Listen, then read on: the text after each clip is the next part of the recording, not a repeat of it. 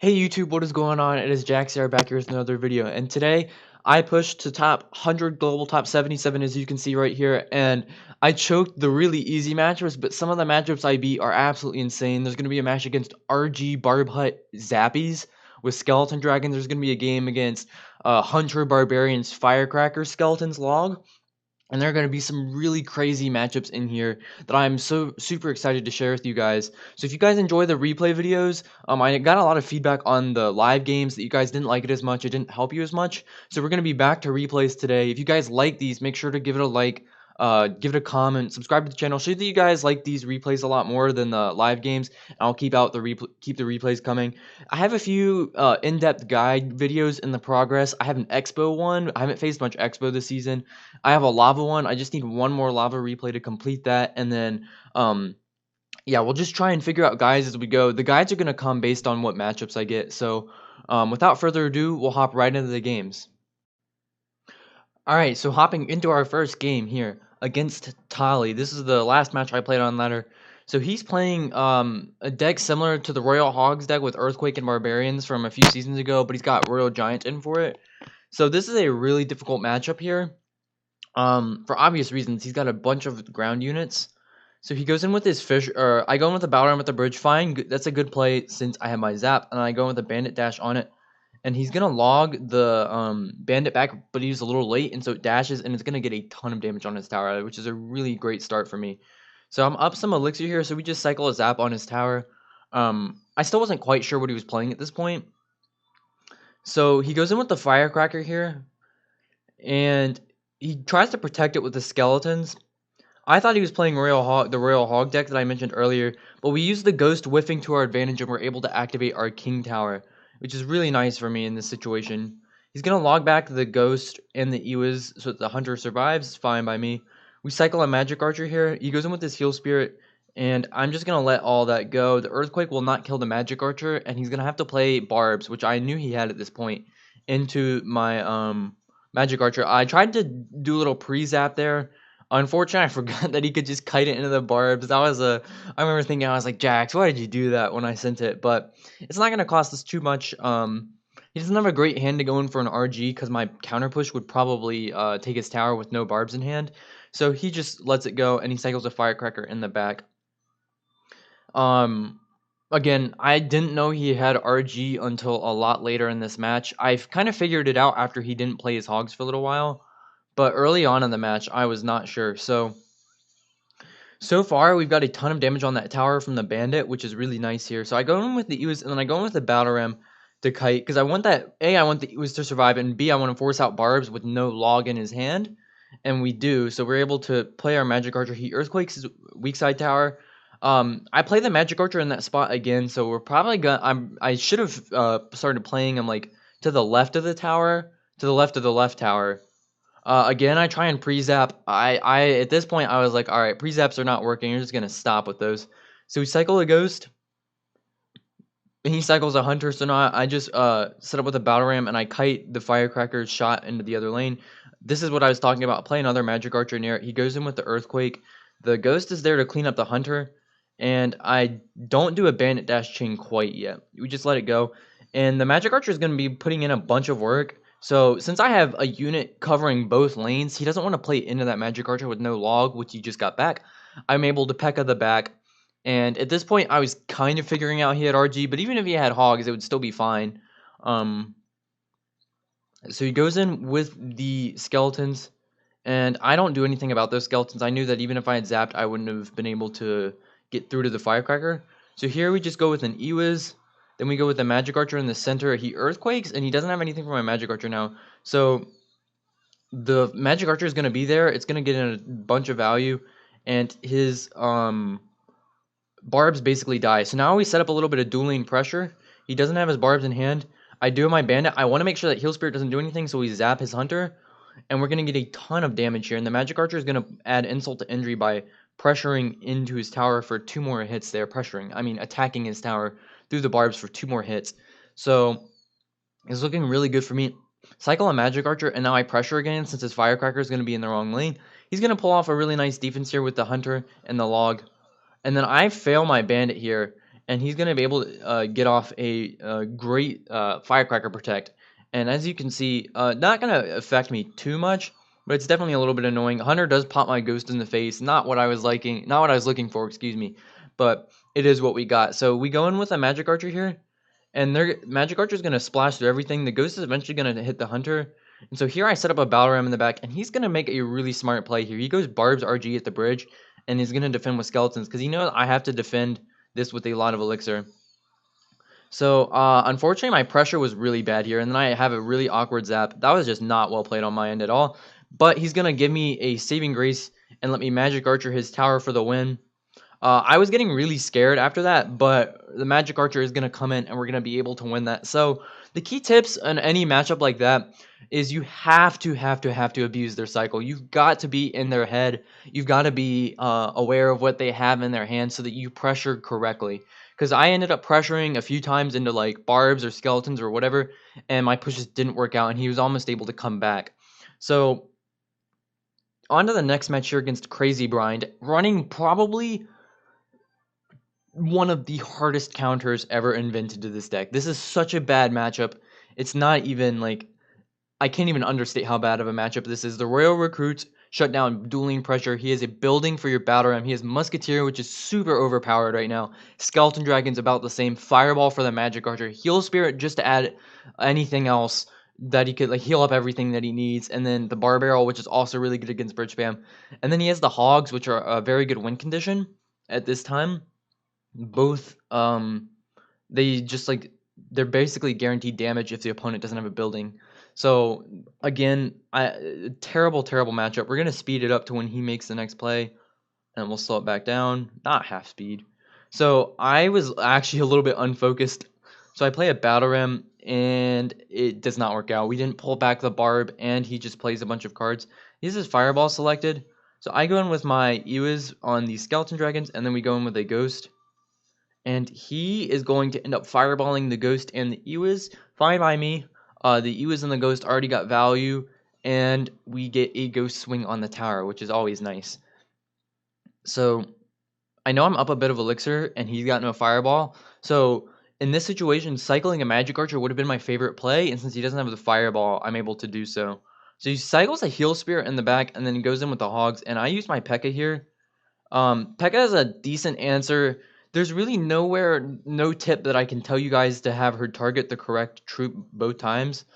But we do go in with the bandit here, and we're going to set up with a little split lane. The hope here was that he wasn't going to be able to get down recruits and a cage, and that was what happened. So I zapped the recruits so that they die, and as you can see with a zap, the barbs 2-hit the recruits there, along with my bandit helping out. So not bad for me. I wanted to press this advantage as long as I had it, so I'm going to ignore the skeleton dragons, and we're going to go for ghost to try and get more damage. Unfortunately, double hit, so he's saved here. The heal spirit does not finish kiting the ghost, so the ghost is going to be in the same lane. I play my magic archer. We're going to start chipping his tower away. The magic archer is going to die, and so is this bandit. That was a great bridge battle by him. He goes in with the Royal Hogs here. So again, we P.E.K.K.A down low. This time the P.E.K.K.A is being smarter about her targeting. I go with my Ewas just to make sure that the P.E.K.K.A is going to be able to one-shot all the hogs, because you only need a little bit of extra damage to one-shot the hogs. So here we have a big counter push coming in. So I go with a magic archer. Beautiful placement on my end. That is always where I want to go with the magic archer, because it's going to be near to help out with the cage, and it's going to be able to chain onto the recruits. As you can see, I just got like a ton of damage off magic archer chaining alone. Protect this magic archer for even more value. As you can see, it's just chilling on the bridge. The battle ram does connect, and he is going to go in with a musketeer to kill it. The heal spirit does come back to kill or heal up the goblin brawler. Excuse me. He goes in with bad hogs. The musketeer is behind, and we are able to just Ewas. We're not going to take much damage at all, and I'm going to do the same magic archer play once he plays his recruits.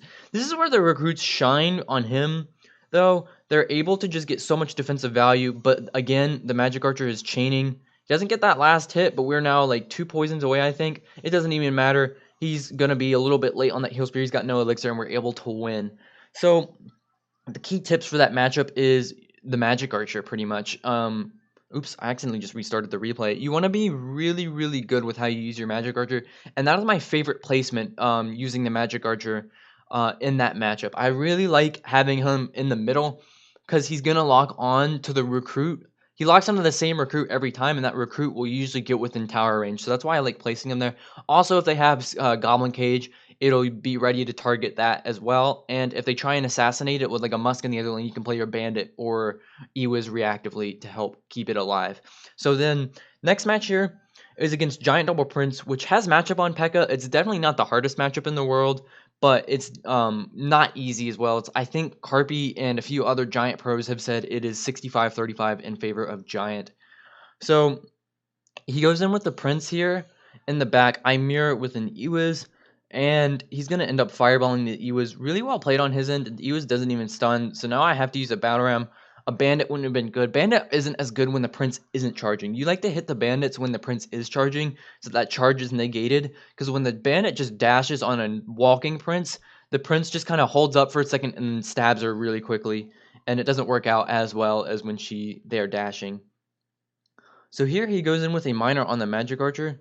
And luckily my Bandit was late enough. I panicked with that Ghost there. Magic Archer does die, but as you can see from his hand, it's not great. I miscounted his cycle. I wasn't completely focused to start off the match. I think I was like, I think I had like an assignment I was working on in the background too. So I didn't realize he had a Prince back in cycle, so we wasted an Ewiz pretty much there. And now I have to go in with a Zap, and I try and play it so that the Battle Ram so that it's not going to get hit. But unfortunately, if the Prince hits once, it hits twice.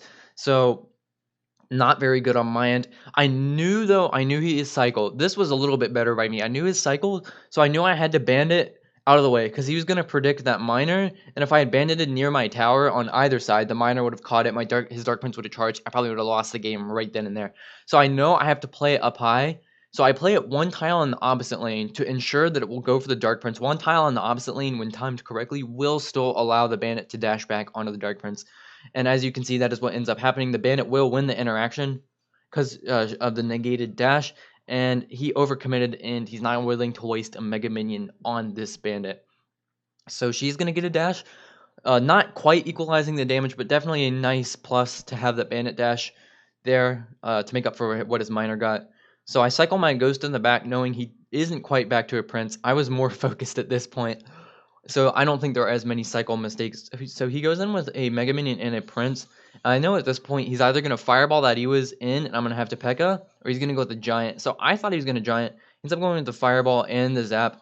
So I P.E.K.K.A in a really awkward position. I thought I was going to have the Ewiz alive. So this P.E.K.K.A is basically dead.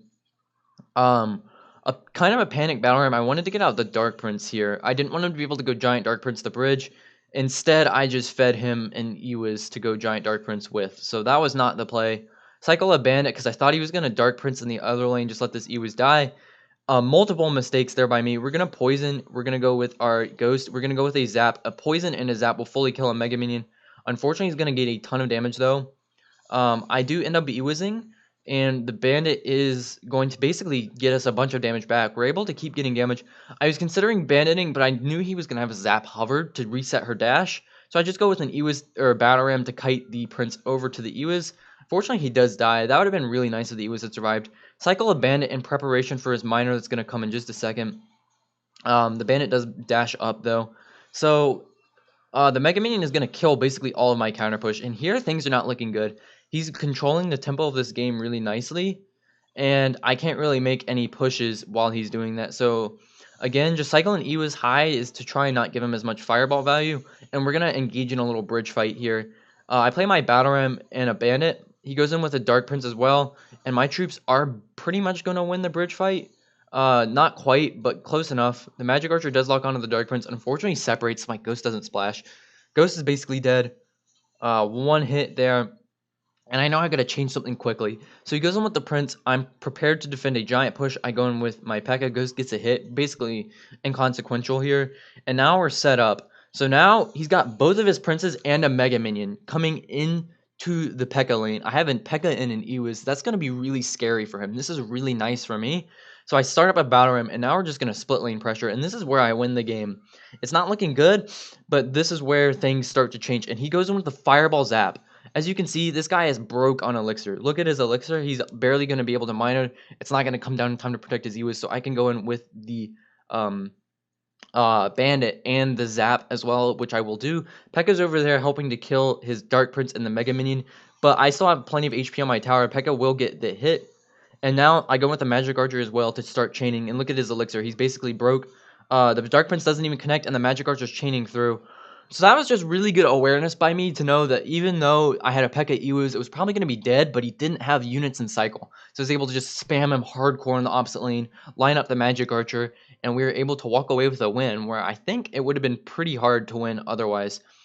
So I'm not going to show this replay against Giant or Royal Giant because he has Earthquake. It's not really going to be helpful. It's not a viable variant. It is sort of viable. It's not normal though. It's not very difficult due to the fact he doesn't have Skeleton Dragons or what's it called, Ewis, which are the harder variants. So next match I want to show you guys is against Wootop. This one was so close. I choked early and then he choked even harder at the end, and you guys will see how.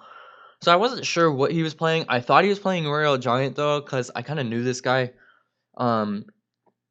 So kind of just chilling out. I'm gonna fast forward till one of us makes a play. He goes in with skeletons, and I see the barb hut, and we P.E.K.K.A. same lane, which is always where you want to do. With the barb hut, I wasn't sure exactly what he was playing, so I just P.E.K.K.A.'d it. It's always a good play because in single elixir, if you use your P.E.K.K.A., unless you really mess up, their counter push probably won't be good enough to to break through with a. They won't have enough elixir for Royal Giant. Excuse me. So I always have a problem where I like try and think about something, and then I kind of lose the train of thought, and then I have to repeat myself really quickly at the end. So here, we just want to try and kill his Zappies here, and the Skeleton Dragons do come down. I'm not sure if I zap them. I don't zap them. And unfortunately, that was still an overcommit, especially with this Ewis to kill the Skeleton Dragons. He goes with the RG, and unfortunately for us, I have to save for the P.E.K.K.A., and my Ewis does die before killing his Barb, and I'm not able to keep the Ewis alive, which would have saved me so much damage here. So yeah, I just go in with the P.E.K.K.A. I want to get rid of that Zappy. It's going to cause more problems than like 1 or 2 RG hits while P.E.K.K.A. kills it. So here, I knew that I was going to have an elixir advantage, and I needed to punish him. He goes in with a really early heal spirit, doesn't hit much. And my zap is really nice here. We're able to, a zap takes 1 less hit for the ghost to kill it, so 2 hits. And then my ghost is also able to kill this, or the zap is able to kill the skeletons, and we're able to connect with our bandit. Not gonna even out the damage, which was my hope for that push because of that nice fireball for him. But we are going to be pretty close, and he's still up a bit of elixir. It's pretty minimal at this point. It's not really going to make a big difference in the game. So here, cycle a Magic Archer in the opposite lane, because even though he just used his Fireball, he can cycle back really quickly, especially the Magic Archer starts targeting one of his troops, like the Barbs, so I didn't want to risk him getting Fireball value on my weak side tower. So here the Magic Archer is going to put in some nice work. He goes Skeleton Dragons at the bridge to start killing them, and the Magic Archer is going to do a really good job against the Zappies there. He goes in with the Heal Spirit to try and save his Zappies, but he fails. The Ghost retargets there. So now we have a Magic Archer, and he wastes another Barb Hut pretty much into that Magic Archer.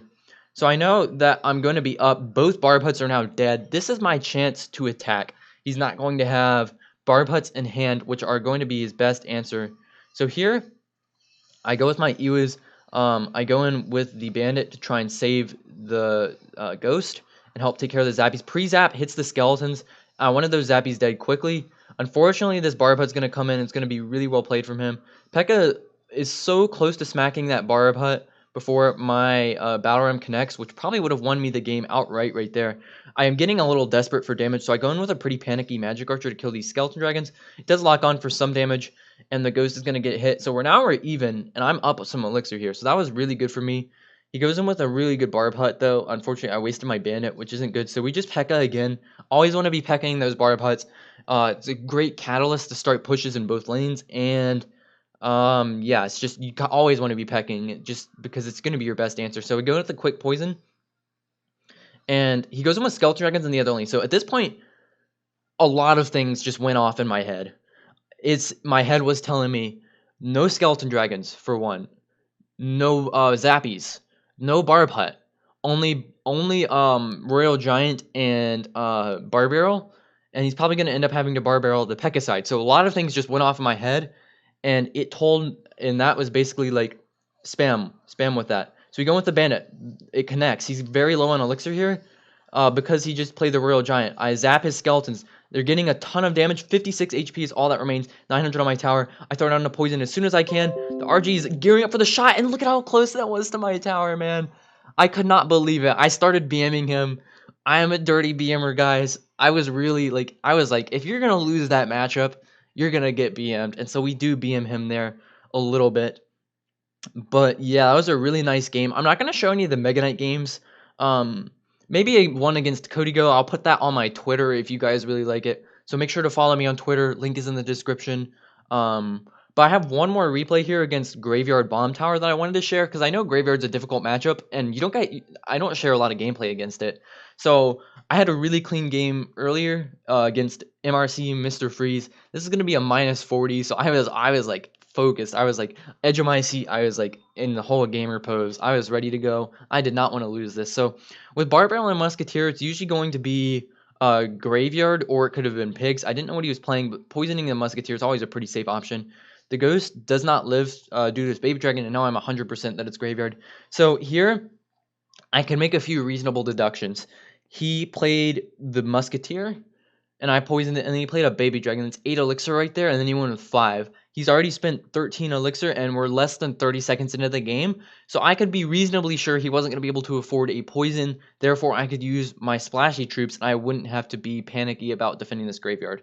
So we're just going to go with the Magic Archer in the back against the graveyard. It's going to be really nice. That position, they can't really poison it until it comes up a little farther. So he's up like 1 or 2 elixir here, but he does end up having to use skeletons, so that's going to put me up about half an elixir, and then he poisons. And I know for a fact, after having to spend that much and after defending the graveyard, I'm up a bunch of elixir. I'm up 4. I knew I was up 4 just because of the calculations of the poison and how he had to go with the graveyards and stuff. I knew that this was my time to take his tower early, and I end up doing that, and you guys will see how. And I'm going to show you a very important tip. Throw your ghosts in front of the P.E.K.K.A. Like, it's not I don't see this play much when I watch other P.E.K.K.A. players that are like the top P.E.K.K.A. players do this a lot, but when I watch some like top 5,000, 10,000 P.E.K.K.A. players on my list, I don't see them putting the ghost in front a lot. And this is such a good tip because the ghost in front is either going to force him to protect his musketeer or to pull the P.E.K.K.A. And in this case, he's not even able to do both here. So I pressure with the bandit opposite lane. I just want to get damage here. I need to get a bunch of damage. I need to be in the damage lead. But it doesn't even matter. The ghost in front locks onto his musketeer.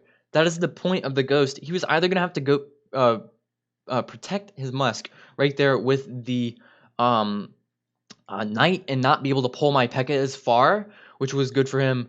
And my ghost would be there to help two-shot the knight with the P.E.K.K.A. hit, and I'd probably still gotten a bunch of damage. But here, he goes in with the bad skeletons. They're going to let me zap his knight and allow it to two-shot and the ghost. And the ghost is going to be alive, and it's going to be tanked for by the P.E.K.K.A. the entire time. That's so much ghost value. And so that was why I'm going to be preaching this a lot. Ghost in front of your P.E.K.K.A.s if you know they have stuff like Musketeer. Because it'll go faster, and it will force them to awkwardly protect the unit that they wanted to use on your P.E.K.K.A. farther away, or it will allow the ghost to lock onto the Musketeer, and here it does. So I quickly zap his skeletons. The bomb tower is going to lock onto the P.E.K.K.A. I know he's broke. I know this guy is broke, and even if he wasn't broke, look at his hand. It's not very good to defend what I just threw at him. And we take his tower literally right off the bat. That barb is right there doing all of the work in the world, and we kill his musketeer. So I'm up 3 or 4 elixir again because of that musketeer. So at this point, I kind of make a dumb play, and I peck at the back other lane. It's not a terrible play, but I just didn't need to do it. I just needed to sit back and defend. So he's going to wait a little while. And at 9 elixir, he's going to go in with a graveyard baby dragon.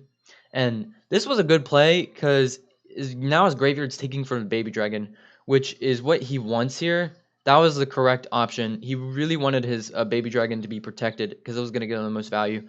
So we do spend a ton of elixir on defense, and this isn't going to get me any it's not going to get me anything but a poison on offense. So that was just not a good P.E.K.K.A. I could have just saved it and spent all that elixir on defense anyway. But it doesn't even matter because at this point we still have 2,000 HP on our tower.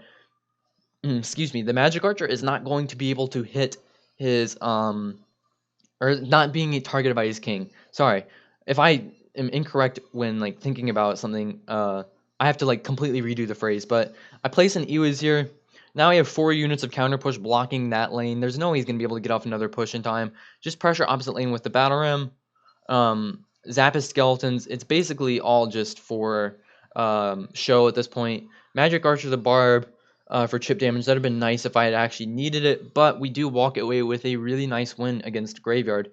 So I'm at 25 minutes of recording. I hope you guys enjoyed this video. I think that's going to be all the games. Make sure to leave a like if you guys did. I said it earlier in the intro, but if you guys like the replays more, make sure to tell me. Leave feedback in the comments. But yeah, I hope you guys have a great day, and I'll catch you in the next video. Peace.